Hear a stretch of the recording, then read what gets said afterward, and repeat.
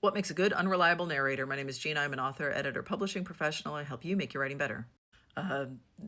This guy.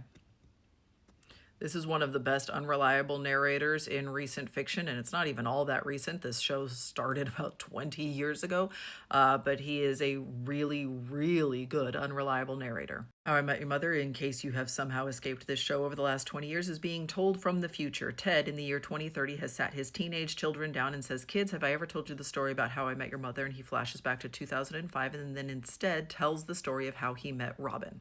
Ted has ulterior motives for the reasons he is telling this story. A unreliable narrator has ulterior motives. They have a reason to withhold information or to skew information or to be biased in the way they present information to the audience. If you are saying, "I'm going to set out to write an unreliable narrator just for funsies," it's probably going to fall flat. Your unreliable narrator has a reason for why they are not being totally honest in the way that the story is told. With that, they are going to be very deliberate about when they choose to reveal and choose to withhold information, and it is not going to always be in chronological order.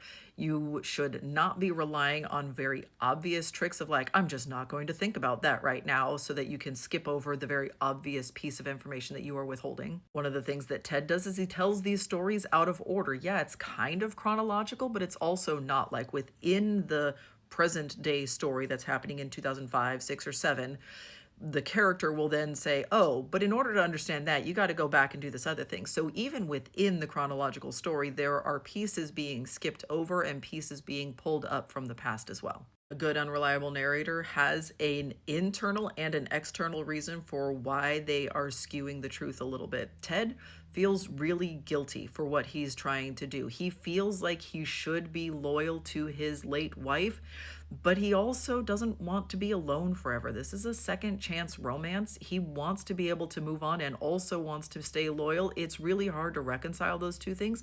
So he feels guilty and he's lying to himself a little bit, even in the telling of this story. He also has some external reasons for why he is fudging this story a little bit. You get the sense that he's not actually a great guy in his 20s and his 30s.